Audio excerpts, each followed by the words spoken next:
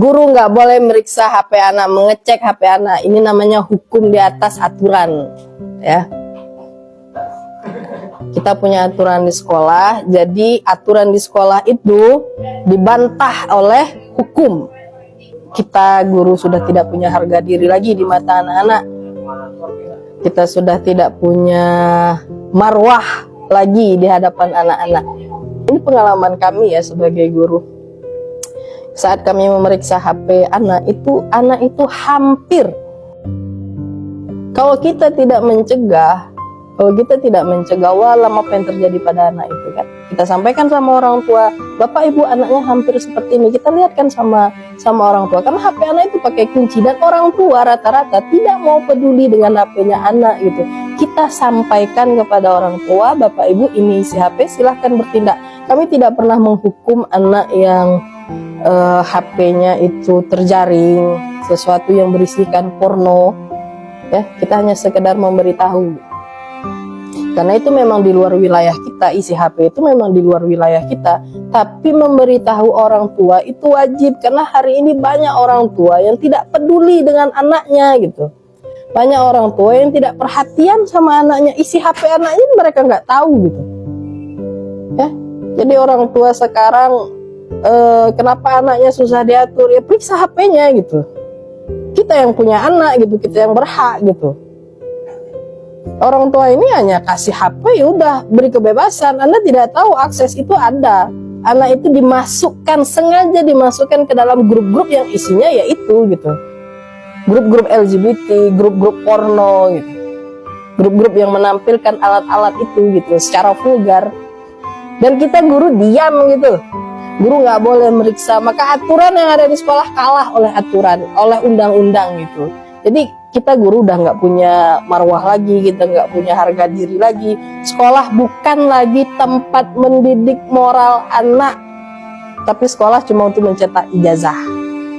Ya, mungkin ini yang diinginkan oleh orang-orang yang berpikiran liberal, ya.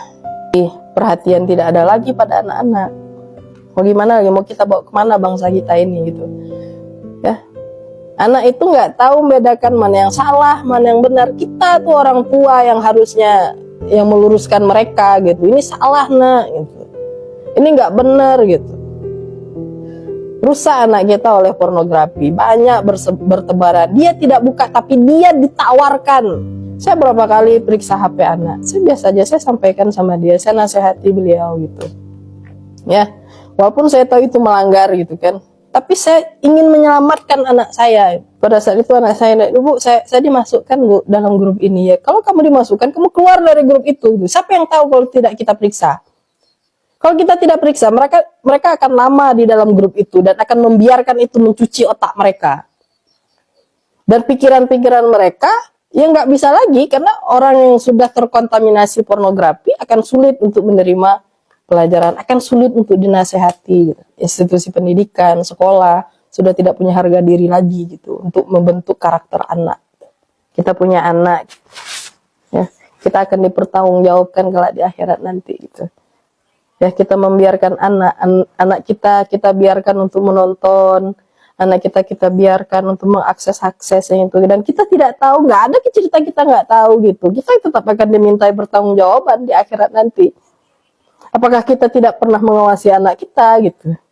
Anak-anak kita hari ini, Anda lihat sendirilah bagaimana keadaan sekarang.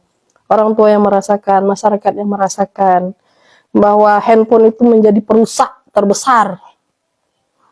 Ya, handphone itu menjadi sebuah permasalahan hari ini. Jadi kita mau dibawa kemana negara kita gitu. Kalau handphone saja kita tidak punya akses untuk melihatnya, seorang orang tua melihat. Bisa jadi nanti orang tua bakal dipenjarakan karena dia membongkar HP anak. Dengan undang-undang ini siapapun, kata siapapun, berarti kan orang tua juga tidak boleh membuka handphone anaknya gitu. Di mana peran orang tua lagi seperti itu? Kita punya aturan sekolah dan aturan kita itu dikalahkan oleh undang-undang. Ya, wajar kalau anak-anak kita hari ini banyak yang ya seperti itulah. Miris saya lihatnya. Kita nggak tahu 10 tahun yang akan datang seperti apa yang akan kita hadapi gitu. Ya. Saya rasa undang-undang ini perlu direvisi. Saya nggak tahu gimana cara merevisinya. Orang-orang yang duduk di atas sana yang bisa merevisi. Tapi undang-undang ini akan melahirkan generasi-generasi yang tidak bermoral. Sedih rasanya.